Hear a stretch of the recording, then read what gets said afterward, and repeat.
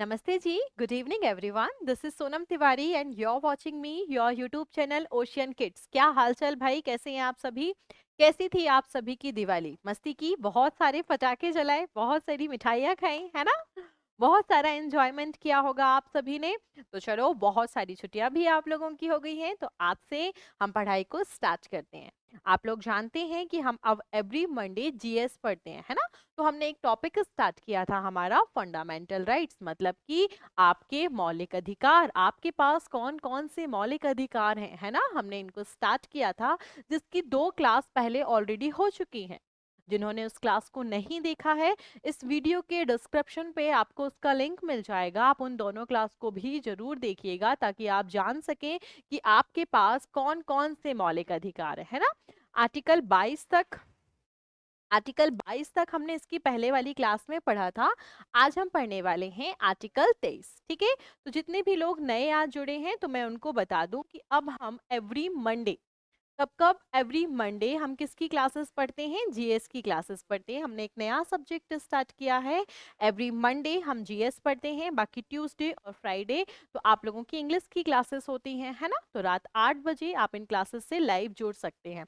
और ये जो जीएस की क्लासेस हैं, ये एज ओरिएंटेड बिल्कुल भी नहीं है। किसी भी एज ग्रुप का पर्सन इन क्लासेस को देख सकता है। तो चलो, हम अपने आज के सेशन को स्टार्ट करते हैं, अपनी आज की क्लास को स्टार्ट करते हैं। आप इस वीडियो का लिंक अपने सारे दोस्तों के साथ, अपने फैमिली मेंबर्स के साथ शेयर करें, ताकि ज़्यादा से ज़्यादा लोग इस यूट्यूब चैनल को यूट्यूब चैनल से जुड़ सकें। और आप लोग भी जो नए आज देख रहे हैं मुझे, इस चैनल को सब्सक्राइब कर लें, ताकि हम every Monday, every Friday, every Tuesday आप सभी से कनेक्ट कर सकें। ओके, चलो जी। हमारा अगला अधिकार है, हमने आर्टिकल 22 तक ऑलरेडी फिनिश कर लिया है। फिर से बता रही हूँ, जो लोग नए आज जुड़े हैं, तो इसके पहले जितनी भी 2 क्लासेस हुई हैं फंडामेंटल राइट्स की, आप लोग जरूर देख लीजिएगा। ठीक है? अब हम पढ़ेंगे राइट अगेंस्ट एक्सप्लॉइटेशन, शोषण के विरुद्ध अधिकार। शोषण के विरुद्ध अधिकार में कितने आर्टिकल हैं आपके? 2 आर्टिकल, आर्टिकल 23 और आर्टिकल 24। कितने अधिकार हैं भाई आप लोगों के पास? शोषण के विरुद्ध अधिकार में 2 आर्टिकल हैं। ठीक है? अब ये जो 2 आर्टिकल हैं, इसे हम कैसे याद रखेंगे? देखो, शोषण, किसी का शोषण के विरुद्ध अधिकार। आप लोग एक बात बताओ, किसी से हम जबरदस्ती कोई काम कराते हैं, तो ये उसका शोषण हुआ। कैसे याद रखेंगे हम कि उसके क्या कर दी? बंदूक रख दी उसके सर पर, और उससे किसी भी काम को आप कैसे करवा रहे हो? जबरदस्ती करा रहे हो। तो जब खेलते हो कुछ भी, या बचपन में कोई खेल खेला होगा, तो हाथ में बंदूक कैसे बनाते थे? एक बार बना के देखना जरा, कैसे बनती थी हाथ में बंदूक? ऐसे बनाते थे, राइट? तो हम याद रखेंगे कि ऐसे मतलब कि हमारी 2 उंगलियों से हम बनाते थे, हमारी 2 उंगलियां रहती थी। तो हम इस आर्टिकल को कैसे याद रखेंगे कि बंदूक में भी कितने वो होल होते हैं? 2 होल होते हैं। तो हमारे 2 आर्टिकल हैं, किसमें? शोषण के विरुद्ध अधिकार में। अक्सर आप लोग इसी बात में कंफ्यूज होते हैं कि कौन सी अधिकार में कितने आर्टिकल्स हैं, है ना? तो शोषण के विरुद्ध अधिकार में कितने आर्टिकल हैं आपके? 2 आर्टिकल। हमने कैसे याद किया कि हम बंदूक कैसे बनाते हैं? 2 उंगलियों से। जब भी बचपन में आपने कोई खेल खेला होगा, चोर पुलिस वाला खेल खेला होगा, तो कैसे बंदूक बनाते थे? ऐसा ही कर कर बंदूक बनाते थे हाथ को, है ना? तो कितने आर्टिकल हैं आपके? 2 आर्टिकल। चलिए जी, तो आर्टिकल 23 और 24 हमें क्या बताते हैं? शोषण के विरुद्ध अधिकार। तो आर्टिकल 23 किस बारे में बात करता है? प्रोहिबिशन ऑफ ह्यूमन ट्रैफिकिंग और फोर्स लेबर, मतलब कि मानव तस्करी, मानव तस्करी के लिए अधिकार। फोर्स लेबर, बंधुआ मजदूरी, आप किसी से भी जबरदस्ती किसी भी काम को नहीं करा सकते हैं। कोई भी काम आप किसी से भी जबरदस्ती नहीं करा सकते हैं। और यदि किसी ने किसी काम को किया है, तो आप उस काम का, उनकी जो सैलरी है, उस सैलरी को दें। उस सैलरी को आप नहीं रोक सकते हैं। यदि आपने उनसे किसी भी काम को कराया है, तो आप क्या करेंगे? उनको उस काम का सैलरी देंगे। आप किसी की भी सैलरी को नहीं रोक सकते हैं। तो जो आर्टिकल 23 है, वो क्या, किस बात को बताता है आपको? आर्टिकल 23 हमें बताता है मानव तस्करी के बारे में, प्रोहिबिशन ऑफ ह्यूमन ट्रैफिकिंग के बारे में बताता है, और फोर्स लेबर्स के बारे में बताता है। आप किसी से क्या नहीं कर सकते हैं? जबरदस्ती किसी भी काम को नहीं करवा सकते हैं, है ना? और आर्टिकल 24 हमें किस बात में को बताता है? आर्टिकल 24 हमें बताता है prohibition of employment of children. मतलब कि 14 साल का कोई भी बच्चा किसी काम को नहीं कर सकता है, और यदि वो काम जोखिम भरा है तो बिल्कुल भी नहीं कर सकता है। आपने देखा होगा अगर कभी कि कारखानों में जो लोग काम करते हैं, यदि वहां कोई बच्चा काम करता है तो उस पर केस कर दिया जाता है। क्यों कर दिया जाता है? क्योंकि वो काम कैसा है, जोखिम भरा वो काम है। तो 14 साल का कोई भी बच्चा कोई भी जोखिम भरा काम नहीं कर सकता है। यदि कोई भी काम जोखिम भरा है तो वो काम 14 साल का बच्चा, 14 साल की उम्र से अगर तक का कोई बच्चा है तो वो काम नहीं कर सकता है ना। फिर क्या हुआ कि 2016 में ना एक अमेंडमेंट आया, 2016 में एक अमेंडमेंट आया, और उस अमेंडमेंट में ये बात बताई गई कि यदि कोई भी काम जोखिम भरा है तो बच्चा नहीं करेगा, बट यदि कोई काम जो जोखिम भरा नहीं है और वह काम उनके किसका है, घर का काम है, तो बच्चा कर सकता है ना। पहली चीज। और यदि आपने देखा हो एंटरटेनमेंट के लिए, आपने देखा होगा ये जो लिटिल चैंप वगैरह होते हैं, है ना, और भी एक्टिंग का अगर कोई बच्चा कुछ करना चाहता है तो वो उस काम को कर सकता है, ठीक है। बट कब कर सकता है? जो भी उनके स्कूल के आवर्स हैं उनके बाद उस काम को कर सकता है। स्कूल आवर के बाद उस काम को किया जा सकता है। आप ऐसा नहीं कर सकते हैं कि जैसे कि बच्चे का स्कूल है तो उसकी स्कूल की छुट्टी करा दी और उससे डांस करा रहे हैं, गाना गवा रहे हैं, आप ऐसा नहीं कर सकते, है ना। तो आर्टिकल 23 और आर्टिकल 24 हमें क्या बताते हैं? शोषण के विरुद्ध अधिकार को बताते हैं। कैसे याद किया हमने कि हम गन कैसे बनाते थे? याद है आप लोगों को बचपन में आप गन कैसे बनाते थे? आपके हाथ की 2 उंगली, तो इन 2 उंगलियों से हमने याद किए हैं कि हाथ की कितनी उंगलियों से गन बनाते थे? 2। तो शोषण के विरुद्ध अधिकार में कितनी आर्टिकल्स? 2 articles, right. चलो अगली बात पे आते हैं, अगले आर्टिकल पे आते हैं। Right to freedom of religion, धार्मिक स्वतंत्रता का अधिकार। धार्मिक स्वतंत्रता का अधिकार में कितनी आर्टिकल? 4 आर्टिकल। और ये क्या बताता है? धार्मिक स्वतंत्रता का अधिकार हमें बताता है कि आप किसी भी धर्म को मान सकते हो, किसी भी धर्म का प्रचार प्रसार कर सकते हो। ये कौन बताता है हमें? धार्मिक स्वतंत्रता का अधिकार। इसमें कितने आर्टिकल हैं आपके? 4 आर्टिकल। आर्टिकल 25, 26, 27 और 28। कैसे याद किया? कितने धर्म हैं बताओ मुझे एक बार? हिंदू, मुस्लिम, सिख, ईसाई। हमेशा ऐसे ही बोलते हो जब भी धर्म की बात आती है, तो हमेशा कैसे बोलते हो? हिंदू, मुस्लिम, सिख, ईसाई, 4 धर्म जिनकी हम बात करते हैं। तो धार्मिक स्वतंत्रता के अधिकार में कितने आर्टिकल हैं आपके? 4 आर्टिकल हैं। हिंदू, मुस्लिम, सिख, ईसाई, राइट एवरीवन। कितने आर्टिकल हैं आपके? 4 आर्टिकल हैं। धार्मिक स्वतंत्रता के अधिकार में कितने आर्टिकल आपके? 4 आर्टिकल। कैसे याद किया हमने कि हम कितने धर्मों की बात करते हैं? हिंदू, मुस्लिम, सिख और ईसाई, 4 धर्म आपके 4 आर्टिकल, ठीक है। तो चलो वन बाय वन करके समझते हैं ये आर्टिकल कौन कौन सी बात हमें बताते हैं। आर्टिकल 25 हमें क्या बताता है? अंतःकरण, मतलब कि आप किसी भी धर्म को मान सकते हैं, आप किसी भी धर्म का प्रचार प्रसार कर सकते हैं। आप बाध्य नहीं है कि आपको हिंदुज्म ही बढ़ाना है या आपको कोई किसी भी धर्म की बात करनी है। आपका जो मन करे, आप जिस भी भगवान को मानना चाहें आप मान सकते हैं। इसका आप पर कोई भी बाउंडेशन नहीं रहेगी, ठीक है।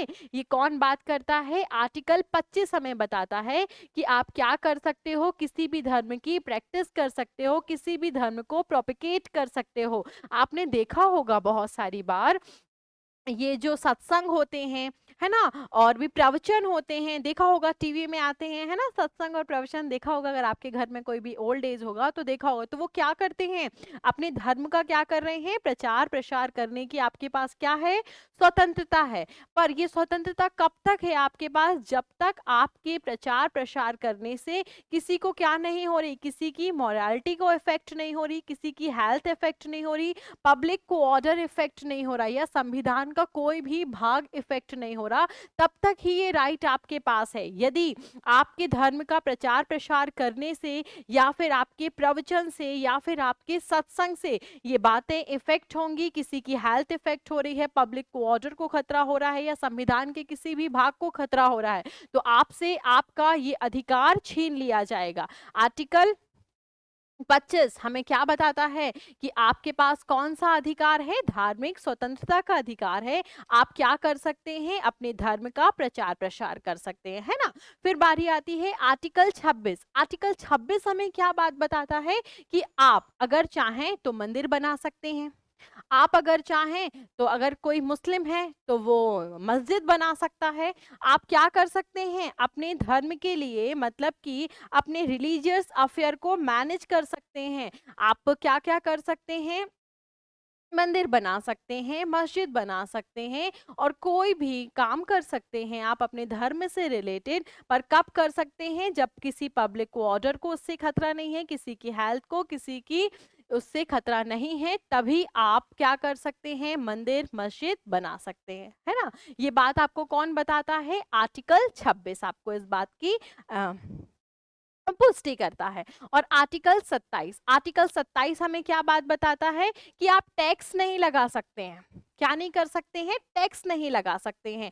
आप किसी भी धार्मिक चीजों में, किसी भी धार्मिक कार्यों में आप क्या नहीं कर सकते हैं, टैक्स नहीं लगा सकते। हाँ, आप उस चीज की क्या रख सकते हो, एक फीस रख सकते हो, है ना। जैसे कि आपने देखा होगा ट्रस्ट वगैरह चलते हैं जितने भी धार्मिक, तो वहां पर एंट्री के लिए आपका फीस लगा दो, या फिर वहां पर किसी पूजा के लिए आपने फीस लगा दी, फीस लगा सकते हैं आप। पर आप क्या नहीं लगा सकते हैं, टैक्स नहीं लगा सकते हैं। ये बात आपको कौन बताता है, article 27। Right right to freedom of religions, ये आपको क्या बात बताता है कि आप अपने धर्म के प्रति क्या क्या कर सकते हैं। आप अपने धर्म का प्रचार प्रसार कर सकते हैं, आप किसी भी धर्म को मान सकते हैं। और आप क्या नहीं कर सकते हैं, धर्म के नाम पर टैक्स नहीं लगा सकते हैं, आप उस चीज की फीस रख सकते हैं। राइट एवरीवन, आर्टिकल 27 हमें इस बात को बताता है। और आर्टिकल 28 हमें क्या बात बताता है कि आप अपने, आपके जितने भी एजुकेशनल इंस्टीट्यूट हैं, अगर वो एजुकेशनल इंस्टीट्यूट गवर्नमेंट का है ना, सरकार उसे चला रही है, उस एजुकेशनल इंस्टीट्यूट को कौन चला रही है, सरकार यदि चला रही है, तो आप वहां पर क्या नहीं कर सकते हैं, किसी भी धर्म के प्रति नहीं रोक सकते हैं। मतलब कि आपको दिवाली की भी छुट्टी देनी होगी, ईद की भी छुट्टी देनी होगी, क्रिसमस की भी छुट्टी देनी होगी। आप किसी भी एक धर्म का प्रचार प्रसार नहीं कर सकते हैं। ये बात हमें कौन बताता है, आर्टिकल 28। कौन बताता है हमें, आर्टिकल 28 हमें क्या बात बताता है कि यदि कोई भी इंस्टीट्यूट है, और वो कैसा इंस्टीट्यूट है, एजुकेशनल इंस्टीट्यूट है, और वो कैसा है, सरकारी स्कूल है, यदि वो इंस्टीट्यूट मदरसा है, तो आप वहां पर पूरी अपनी तरीके से, अपने धर्म की तरीके से वहां पर प्रचार प्रसार कर सकते हैं। और यदि वो स्कूल पूरी तरह से मंदिर के अंदर बना हुआ है, हिंदुओं का कोई स्कूल है, तो आप अपनी तरह से उसकी चीजों को मैनेज कर सकते हैं। पर यदि वो स्कूल कैसा है, सरकारी स्कूल है, तो आप क्या नहीं कर सकते हैं, वहां पर किसी भी एक धर्म के प्रति आप कुछ भी नहीं कर सकते हैं। आपको किस चीज की छुट्टियां देनी होगी, यदि दिवाली है तो आप दिवाली की भी छुट्टियां दें, और यदि ईद है तो आपको ईद की भी छुट्टियां देनी होगी। राइट एवरीवन, अंडरस्टूड करें कि आपको किस चीज की फ्रीडम दी जा रही है, रिलीजियस की फ्रीडम दी जा रही है। मतलब कि ये जो अधिकार है, इसमें कितनी आर्टिकल हैं, 4 अधिकार हैं आपके पास। कितनी आर्टिकल्स हैं, और 4 आर्टिकल है। कौन कौन से आर्टिकल, आर्टिकल 28 है इसमें, जो कि किस बात को बताता है, एजुकेशनल फ्रीडम, मतलब कि जितने भी एजुकेशनल इंस्टीट्यूट हैं उनमें आप क्या कर सकते हैं, अपने अपने धर्म के प्रति प्रचार प्रसार नहीं कर सकते हैं, यदि वो इंस्टीट्यूट कैसा है, सरकारी है। और आर्टिकल 27 किस बात को बताता है कि आप उसमें टैक्स नहीं लगा सकते हैं, किसी भी धार्मिक कार्य में आप क्या नहीं लगा सकते हैं, टैक्स नहीं लगा सकते हैं। हाँ, उसकी एक फीस जरूर रख सकते हैं। और आर्टिकल 26 हमें किस बात को बताता है, आर्टिकल 26 हमें बताता है कि आप क्या कर सकते हैं, कोई भी एजुकेशन, सॉरी, कोई भी मंदिर मस्जिद आप बना सकते हैं। और आर्टिकल 25 हमें किस बात को बताता है कि आप अपने धर्म का प्रचार प्रसार कर सकते हैं, आप सत्संग कर सकते हैं। पर उस सत्संग से या फिर आपके धर्म के प्रचार प्रसार से क्या नहीं होनी चाहिए, पब्लिक को ऑर्डर को प्रॉब्लम नहीं होनी चाहिए, संविधान के किसी भी भाग को प्रॉब्लम नहीं होनी चाहिए, और कोई किसी की भी उससे हेल्थ अफेक्टेड नहीं होनी चाहिए। ये बात हमें कौन बताता है, आर्टिकल 25, 26, 27 और 28 धार्मिक स्वतंत्रता का अधिकार आपको कितने आर्टिकल देता है? 4 आर्टिकल देता है। कैसे याद किया? हमने 4 धर्मों से याद किया, हिंदू, मुस्लिम, सिख, ईसाई, 4 धर्म, आपके 4 आर्टिकल। Right everyone? चलो अगली बात पे आते हैं, अगली बात समझते हैं। और यदि आप अपने माइंड में इन बेसिक को सेट कर पा रहे हैं तो फटाक से आप सभी इस चैनल को सब्सक्राइब करें और अपने सारे दोस्तों तक इस चैनल की लिंक को शेयर करें ताकि ज्यादा से ज्यादा लोग इस क्लास को जुड़ सके। ओके, हम बिल्कुल बेसिक से पढ़ने वाले हैं ताकि आप अपने माइंड को ज्यादा अच्छे से समझ पाए। हमारा कंसंट्रेशन किसी भी टॉपिक को फिनिश करने का नहीं है, उसे समझने का है। ठीक है, समझ पा रहे हैं तो मुझे कमेंट करके जरूर बताएंगे सभी लोग। ठीक है, चलिए जी, अब आ जाते हैं हम सांस्कृतिक एवं शिक्षा का अधिकार, right for culture and education. कौन सा अधिकार? सांस्कृतिक शिक्षा का अधिकार। कितने आर्टिकल हैं इसमें? 2 आर्टिकल हैं, आर्टिकल 29 और आर्टिकल 30। कितने आर्टिकल? 2 आर्टिकल। कितने? 2 आर्टिकल 29 और 30। विक्ट्री का साइन देखा है आप लोगों ने? ऐसा बनाते हैं। यदि आपके पास एजुकेशन है, आप शिक्षित हैं, आप तभी तो किसी भी शिक्षा में जीत सकते हैं, वरना तो नहीं जीत सकते। किसी भी लड़ाई को तभी तो लड़ सकते हैं, राइट? तो जब आप जीतते हैं तो आप कैसा साइन बनाते हैं? विक्ट्री का साइन। कितनी उंगलियां उठाते हैं? 2। ऐसा ही बनाते हो? बनाकर दिखाओ एक बार मुझे, है ना? ऐसा ही बनाते हो। तो कितने आर्टिकल? 2 आर्टिकल, आर्टिकल 29 और आर्टिकल 30। अब आर्टिकल 29 और 30 हमें क्या बात बताते हैं? आर्टिकल 29 हमें क्या बात बताता है कि अल्पसंख्यक वर्गों के हितों की का संरक्षण।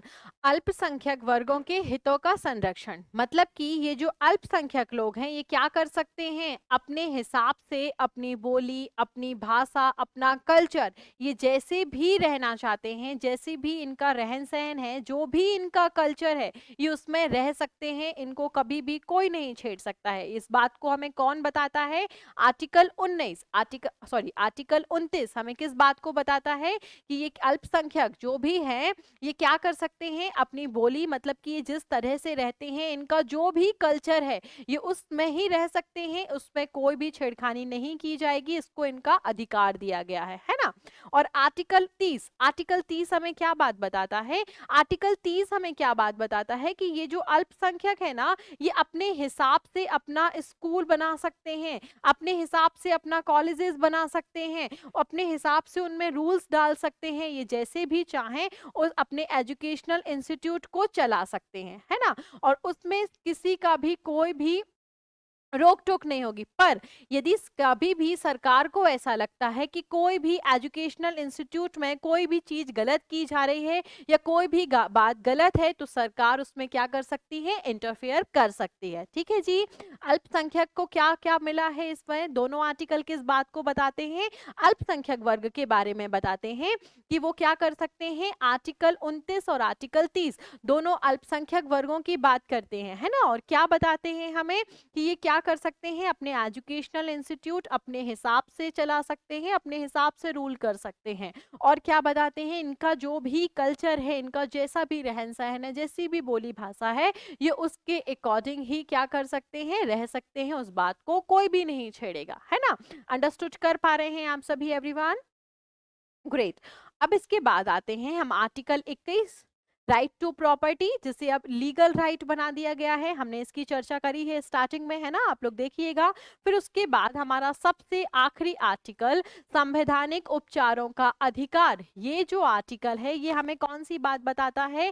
आर्टिकल 32। इसके अंदर कौन सा आर्टिकल है? आर्टिकल 32। आर्टिकल 32 हमें क्या बताता है कि यदि कभी भी आपके फंडामेंटल राइट्स क्या होते हैं, कोई भी आपके फंडामेंटल राइट को वॉयलेट करता है, आपके फंडामेंटल राइट का वॉयलेशन होता है, तो आप क्या कर सकते हैं? सीधा सुप्रीम कोर्ट के पास जा सकते हैं। इस बात की परमिशन आपको दी गई है, इस बात का अधिकार आपको दिया गया है, राइट? तो आज हमने कितनी आर्टिकल्स पढ़े हैं?